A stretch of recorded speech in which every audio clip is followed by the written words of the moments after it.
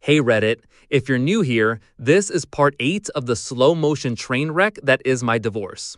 My wife, C, cheated with our stripper neighbor Jason and also with a married coworker I nicknamed Mr. Tesla. She lied, screamed, weaponized CPS, tried to spin it like I was the one destroying the family. But I've been fighting back, legally, strategically. And I thought I had seen it all, until someone I never expected reached out, with something I never could have imagined. It started with a Facebook message, from a name I didn't recognize, Marie S. She said, "Hey, I don't know if this is weird, but I think I dated your wife's boyfriend." I stared at it for a while. No context, no explanation. I asked, "Which one?" Her reply, "Jason, your neighbor. She used to date him years ago, before she met you. I didn't know they were back in contact until recently." This was new to me. C always says she met Jason after we moved into the building, but Marie was saying they had a history, and a messy one. So I asked, "How do you know they're seeing each other again?" And that's when she sent it. A screenshot of a private Instagram story that Jason had posted to close friends only. It was a picture of C asleep on his bare chest. Clearly post-sex. Clearly recent. The caption? "Some things are better the second time around." I wanted to throw up. Marie then explained they had reconnected a few months back. Jason told her he was seeing an old flame again. She's married, but wild as hell. He called her C-bomb because of how chaotic she was in bed and in real life. He bragged about her like she was a conquest, said she had daddy issues and control freak energy, said she bought him stuff and sent him rage texts that turned him on. Then came the bombshell. Marie said, "I'm telling you this because she did something to me that ruined my life, and you deserve to know." Back in 2017, C and Jason were hooking up, before I ever met him. Marie came into the picture later, but C didn't like that Jason moved on. So she harassed Marie from fake accounts, spread rumors at Marie's job, filed a false sexual harassment report against Jason just to punish him. He never reported it, just ghosted everyone and disappeared for a while. It lined up with something C once drunkenly told me years ago, that everyone has a crazy phase in their 20s. I never imagined this. But Marie didn't stop there. She said, "Check your credit report. I think she's using your info." I thought she was just being paranoid. But I checked, and there it was. A $3,200 personal loan taken out under my name, using a joint email we used years ago, sent to an online payment processor, labeled as medical bills. I never saw a dime of that money, never signed anything. I confronted the bank. They're investigating it now as potential fraud. C hasn't mentioned it once, but now I know. She wasn't just cheating. She wasn't just lying. She was stealing from me too. I added it to the case file. My lawyer was stunned. This was now veering into criminal territory. And just when I thought the storm had peaked, I got a call from her boss. Apparently, C didn't show up to work for 3 days. She told them she was on mental health leave, but never filed anything. They asked me if I knew where she was. I didn't, but I was about to find out. Because the next time I saw her, she wasn't alone, and she wasn't sober. Title: Part 9, 15, My Wife Disappeared for 3 days. I found her, drunk, screaming, and not alone. Hey Reddit, if you've been following this saga, parts 1 through 8 are on my profile. You know my wife C cheated on me with our neighbor Jason, a stripper, and a married coworker, Mr. Tesla. She's lied, tried to ruin me, involved CPS, faked mental health excuses, and may have even committed identity theft. But this was a new kind of low. So, quick recap. Her boss called me, said she hadn't shown up for 3 days. No sick leave, no paperwork, nothing. Just vanished. Now, to be clear, we're in the middle of a nasty divorce. We're not living together. I only answered the call because it came from a number I didn't recognize, and part of me still worried. Not for her, but for our kids. Because they deserve at least one functional parent. I called her, straight to voicemail. Texted, no reply. So I did what I hoped I wouldn't have to do. I checked her location through the Find My app on our old shared iPad. She never disabled it, probably forgot it was connected. And that's when I saw it. She was at a motel, 20 minutes outside the city, for 3 days straight. My stomach dropped. I drove there, not to confront her, but to make sure she wasn't dead or passed out in a bathtub. I got to the parking lot just before sunset. Her car was there. So was another one, a janky black Mustang with tinted windows and a license plate held on with tape. Charming. I walked into the office and asked if she was checked in. The guy at the desk shrugged. Room 212. She paid cash. Kinda loud though. I went up and knocked. No answer. Then I heard it. Yelling. Inside. Slurred. Angry yelling. It was her. I knocked louder. Suddenly the door flew open and there she was. Barefoot, mascara smeared, clearly drunk, holding a half-empty bottle of cheap vodka. Oh, look who it is. The king of the courtroom. What, here to serve me more papers? Maybe give me another effing lecture?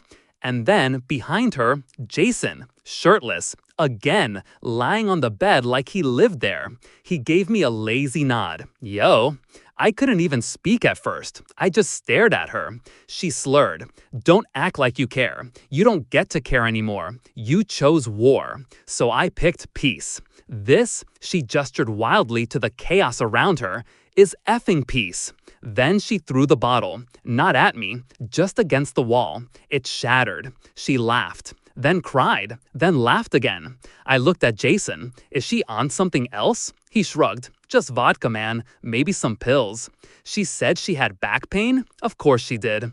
I turned to leave. Then I heard her scream behind me. Take the kids! Take them! You win! I never wanted to be a mom anyway. The words punched me in the chest, not because they hurt me, but because my 8-year-old daughter worships her, and she just gave up. I walked away without saying a word, called my lawyer from the car. He said, we're going for emergency custody right now. This is what we needed. We filed it that night, included the location, her condition, the witness, Jason, ironically, and past CPS drama. The next day, I got temporary full custody. She didn't even show up to fight it. Apparently, she was still at the motel. But here's the twist. Later that night, Jason messaged me from a burner account. He said, yo man, sorry for all the drama. She's not well. I didn't sign up for this. You should know, she told me she's pregnant. What? Title, Part 1015. Jason messaged me. She says she's pregnant, and I don't know if it's mine. Hey Reddit, I didn't think anything could shock me anymore after everything my wife, soon-to-be ex, C has done. But here we are. If you missed it, she cheated with our stripper neighbor Jason and a married coworker, Mr. Tesla. Lied, gaslit, tried to turn the courts and CPS against me, disappeared for 3 days, got drunk in a motel with Jason, screamed that she never wanted to be a mom. I filed for emergency custody and got it. And then Jason messaged me. Yo man, sorry for all the drama. She's not well. I didn't sign up for this. You should know she told me she's pregnant. That's what he said. And I sat there staring at that message like it was written in a different language. Pregnant? I hadn't touched her in months, maybe longer. I did the math.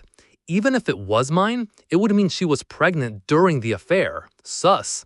But if it wasn't, I asked Jason point blank, did she say it was yours?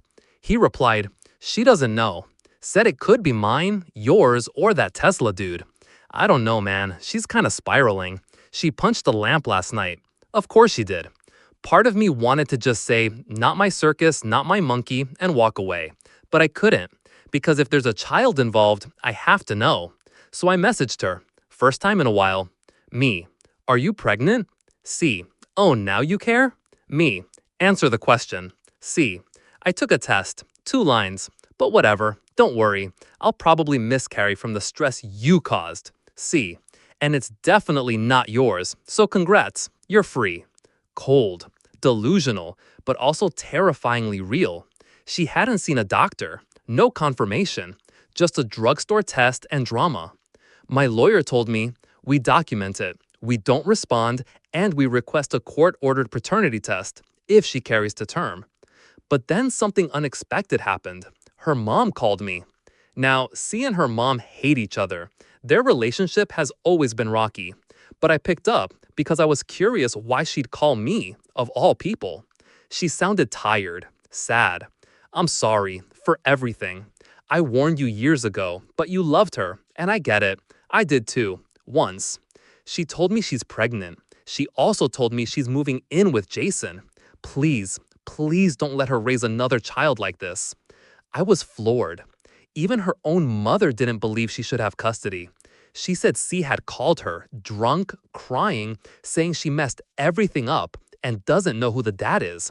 Apparently, she also mentioned something about leaving the country with Jason to start over. I gave that info straight to my lawyer. If she tries to flee, we'll file an injunction. But let's be real, Jason couldn't even afford a real license plate. They're not going far. So here I am, full custody of our kids, divorce moving forward, and my ex spiraling into chaos with a maybe baby, maybe Jason, maybe Tesla situation. And the craziest part? She still thinks she's going to get half my assets. But I have a plan for that too. Title: Part 11:15. She thinks she's getting half, but I planned for this long before the cheating. Hey Reddit, we're deep in the storm now. For those just joining, my wife, C, cheated with our stripper neighbor Jason and a married coworker, Mr. Tesla. She lied, gaslit, tried to weaponize CPS, and possibly committed fraud under my name. Now she claims she's pregnant, doesn't know whose it is, and is spiraling fast. I got emergency full custody of our 2 kids. She's staying at a motel with Jason and threatening to leave the country. And somehow, she still thinks she's walking away with half of everything I own. But here's what she doesn't know. I planned for this long before the affair.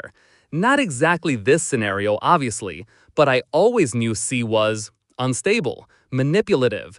Even in the early years, she had a way of turning small disagreements into full-blown wars. I loved her, or maybe I loved the version of her I wanted to believe in. But deep down, I always had a gut feeling to protect myself, so I did.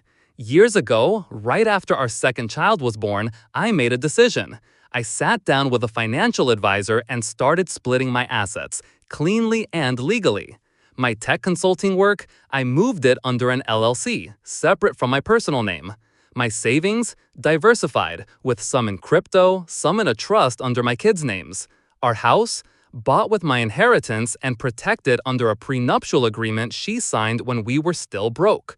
Big purchases, like my car, equipment, licenses, technically owned by the business, not me. Everything done legally, ethically, and by the book, but in a way that separated my livelihood from her access. She never cared to ask. She always assumed married means half. It doesn't. At least not when you've spent years documenting your contributions and she's been actively destroying the marriage with infidelity, financial recklessness, and potentially criminal behavior. So when her lawyer demanded a 50-50 split of marital assets, my lawyer responded with receipts. The prenup, the LLC structure, the bank statements showing she had her own hidden account, the $3,200 fraudulent loan under my name, the messages to Jason bragging about using your husband's money to upgrade your bed. Oh yeah, forgot to mention that last one. She literally bought Jason a new mattress using her Ash work account, the one where she funneled our money behind my back. Jason's sleeping on my dime. Or was. Here's what happened next. We had a preliminary financial hearing. Her lawyer came in guns blazing, demanding equitable division, trying to downplay the affairs as irrelevant to finances. And then we presented everything. The judge flipped through the binder for about 2 minutes and said, Ma'am, you may want to temper your expectations regarding a 50-50 settlement. Her face turned bright red. She looked at her lawyer like he had just betrayed her. Then she looked at me. Not sad, not sorry, but furious, like I had somehow tricked her by not letting her destroy me completely. She whispered something under her breath. I couldn't hear it, but it looked a lot like, "You'll pay for this." I thought that was just an angry threat, but that same night, something happened. My car, the one parked outside my apartment, keyed, window smashed, 4 tires slashed, and spray painted across the driver's side door, abuser. Guess what? Surveillance camera caught everything. Guess who was in the video? Jason. Guess who was standing behind him watching? Her. Title: Part 12, 15. My ex keyed my car, slashed my tires, and called me an abuser. I called the cops. Hey Reddit, we're entering the final stretch here. If you've been following the last 11 parts, you know this divorce has gone from betrayal to a full-on psychological thriller. To recap, my wife, C, cheated with both Jason, our stripper neighbor, and Mr. Tesla, her married coworker. Lied, gaslit, tried to ruin me with CPS, and possibly committed financial fraud. Claimed she was pregnant, doesn't know who the father is. I got emergency custody of our kids. She thinks she's entitled to half of everything, but thanks to smart planning and a prenup, she's getting way less. Then, after a courtroom humiliation, my car was destroyed, and the word abuser was spray painted on the side. Here's what happened next. So yeah, I walk out to my car, and it looks like it lost a fight with a chainsaw and a can of rage paint. Every tire slashed, windows shattered, driver's side keyed to hell, and then that word in red, abuser. It didn't even feel real. But here's the kicker. Our building has cameras. 2 of them, one pointing at the parking lot, the other at the entrance. I already knew what I was going to see. I didn't want to believe she'd go this far, but at this point, nothing shocked me. Sure enough, the footage showed Jason, hoodie up, walking up to my car around 2:30 a.m. with a crowbar and a spray can. C, standing a few feet back, laughing, drinking something from a bottle. Jason keying the car while she stood there watching, then both of them walking away like they had just finished tagging a wall in Grand Theft Auto. I took screenshots, downloaded the footage, called the cops. Police showed up fast. I gave them the evidence, full statement, showed them the court documents, the ongoing divorce, the threats, the messages. They were surprisingly sympathetic. Officer pulled me aside and said, "We see this kind of thing all the time during custody battles, but this one, this is blatant." They filed charges against Jason for criminal mischief, property damage, trespassing, and against C for aiding and abetting, contributing to vandalism, violating temporary court orders by coming onto my property. Guess who got arrested the next day? Jason, right in front of the motel. C wasn't with him, but she got served with a formal notice to appear in court. If she failed to show, a bench warrant would be issued. But here's the twist. After Jason was taken in, he called me. From jail. Yes, seriously. He said, "Man, she told me you used to beat her. That's why I did it. I didn't know she was lying. I'm sorry." I didn't say anything at first. I just let the silence hang. Then I said, "She lied to you. She's lied to everyone. Good luck in there." He whispered, "Yeah, I think she lied about the baby too." Click. So now I have full custody of my kids, evidence of criminal activity, a soon-to-be felony charge on my wife's record, Jason likely pleading out to avoid jail time, and a hearing date set to make all of this very real in the eyes of the court. But see, she's not going down quietly, because the next day, she showed up at my kid's school, drunk, screaming that I had kidnapped her babies. She had to be forcibly removed by security. Title: Part 13, 15. She showed up at our kid's school, Drunk, screaming, and unhinged. It was the final straw. Hey Reddit, we're almost at the end. Parts 1 through 12 are on my profile if you're just joining the madness. Long story short, my wife, C, cheated with our stripper neighbor Jason, and a married coworker spiraled into lies, violence, and chaos. I have full custody. She's facing criminal charges. Jason's in jail. But just when I thought she couldn't sink any lower, she did. So it was a regular Thursday. I was picking up our kids from school like usual. The school knows the custody situation and only releases them to me or my brother. But when I pulled up, something felt off. There were two teachers standing by the entrance, visibly nervous. One of them flagged me down. "She's here," she whispered. "Your wife. She's not okay." I froze. "Where are the kids?" I asked. "In the counselor's office." They didn't see anything. I walked inside and heard the yelling. C was in the main office, absolutely losing it, screaming at the staff, calling them kidnappers, traitors, and state-run robots, slurring her words, red in the face, wasted. She saw me and shouted, "There he is! The liar! The thief! You took my babies!" She tried to run at me, but one of the staff members stepped between us. She shoved them, hard. That was it. I didn't say a word. I just pulled out my phone and started recording. She noticed and started yelling even louder. "You think this helps you? You think you're the victim? You're abusive. He's abusive. I protected them from you." Security was already on the way. She kicked over a chair, screamed something about burning it all down, and then, and this part haunts me, she looked at the principal and said, "If I can't have my kids, no one will." Those words were enough. The school resource officer detained her right there.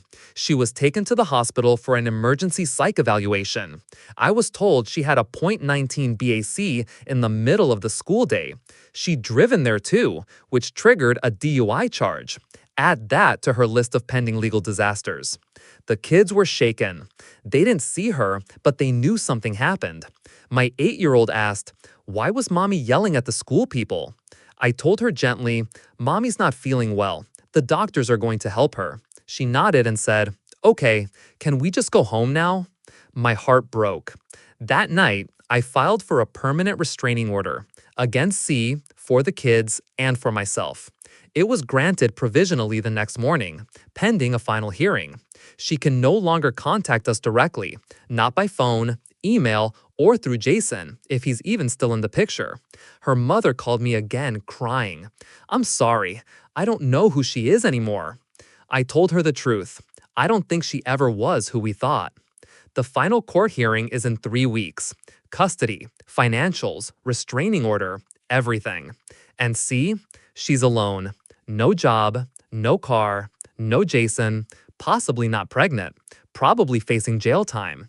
And yet, I still don't feel peace. Not yet. Title: Part 14-15 Final Court Day. She walked in like she still owned the world, but walked out with nothing. Hey Reddit, we're finally here. Court Day. 14 parts. Over a year of chaos, betrayal, and emotional destruction. And now, the conclusion was in the judge's hands. Quick recap if you're just catching up. My wife, C, cheated with our neighbor Jason, a stripper and a married coworker. She lied, stole, possibly faked a pregnancy, and tried to frame me with CPS. She vandalized my car, helped Jason spray paint abuser on it. She showed up drunk at our kids' school and was detained. I have full custody and a restraining order. Today, the final hearing for divorce, assets, and full parental rights. And yeah, it was insane. She walked in late, hair a mess, smudged eyeliner, dressed like she was going to a club, not a courtroom, still somehow wearing that smug little smirk. Jason? Gone. Her mom? Didn't come. She was alone, except for a tired-looking court-appointed lawyer she apparently got last minute. I sat with my lawyer, calm, focused. I had a binder thicker than a phone book of evidence. Everything, chronologically organized, cross-referenced. The judge started the hearing. C immediately tried to derail it. "Your Honor, I would like to start by saying my husband is a manipulative narcissist, and this entire thing has been an orchestrated attack to take my children and ruin my life." The judge barely looked up. "Ma'am, you'll have a chance to speak after we review the evidence." What followed was 3 hours of documentation, proof of her infidelity, financial fraud, secret bank accounts, the vandalism video, witness statements, the CPS report, her school incident report, and DUI charge. At one point, my lawyer played a video clip of her screaming outside my apartment, calling me an emotional leech who doesn't deserve to see his own kids. She flipped out. "That's out of context," she screamed in court. The judge calmly asked, "Is there a context where this behavior is acceptable in front of children?" Silence. Then came the final blow. My lawyer introduced the financial planning documents showing that most of my assets were separate, protected by prenup, and that she had contributed almost nothing financially since our second child was born. The judge asked her to provide any evidence of her own contributions, monetary or otherwise. She stared at her lawyer, who just shrugged. And then she made the fatal mistake. "I gave him my best years. I gave him children. I gave him sex when he wanted it. That's worth more than a paycheck." The courtroom was silent. Even her lawyer looked down. The judge simply said, "Noted. Let's move to rulings." The final ruling? I retained full physical and legal custody of both children. She was granted supervised visitation only, contingent on passing regular alcohol and drug screenings. She forfeited all claims to shared property per the prenup. She is liable for the $3,200 fraudulent loan, and the judge strongly recommended she seek psychiatric treatment, which she actually nodded at. Shocking. Her lawyer tried to object once, half-heartedly, but it went nowhere. I didn't gloat. I didn't smirk. I just exhaled for the first time in what felt like years. As we walked out, she called after me, "You're still a coward. You'll always be a coward. Enjoy your perfect little life without me." I didn't respond, but my lawyer turned and said, "He will. That's the point." I got my kids. I got my freedom. I got the truth on the record. And now, all that's left is one final post. To be continued. Part 15, Aftermath. Title: Part 15:15. The Aftermath. I got full custody, peace, and something I didn't expect: clarity. Hey Reddit, this is the last post. It's been a long, brutal ride. 15 parts of betrayal, lies, courtrooms, vandalism, fake pregnancies, and breakdowns. But now I'm on the other side, and for the first time in years, I can breathe. The final verdict, quick recap. I have full legal and physical custody of our 2 kids. C only has supervised visitation pending sobriety. She got 0 of the assets thanks to the prenup, fraud, and her own self-destruction. Jason, facing misdemeanor vandalism charges. Mr. Tesla, his wife divorced him too. We briefly emailed. She's doing great now. C, jobless, homeless, staying with someone else's couch, maybe her sister's, still waiting on psychiatric evaluations from the state. So where am I now? I moved, not out of fear, out of closure. Sold the old place, left the building where I saw Jason shirtless too many times, and got a quiet house just outside the city. Backyard, swing set, space to start over. My kids are thriving, happier, more grounded. We have dinner together every night. I read to them before bed. They laugh again. My daughter no longer asks, "Why is mommy always mad?" My son stopped having nightmares. We see a therapist as a family. I go alone too, because even though I won, I still carry damage. You don't live through that level of betrayal without scars, but scars mean healing. And her? Last I heard, she tried checking into rehab, then left 2 days later, saying she didn't belong with those people. She sent one email a week ago, titled, "You should thank me for leaving." I didn't open it. The truth is, I'm grateful. Not to her, not to Jason, not to the chaos. I'm grateful I saw her for who she really was, before it was too late, before she could do more damage to the kids, to me, to my life. I learned to trust my gut, to prepare, to document everything, to never confuse comfort with love and chaos with passion. I learned that a clean break is better than a slow bleed. So, if you're out there, stuck in a relationship that's making you smaller, angrier, exhausted, this is your sign. Get out, protect yourself, and remember, the version of them that loved you is not the one who's hurting you now. People don't accidentally ruin your life. They choose to. Thank you, Reddit, for letting me tell this story, for the support, the advice, the occasional "you should turn this into a Netflix series" comment. You're not wrong. I'm closing this chapter now. The rest of my life is wide open. See you on the other side. OP, the end.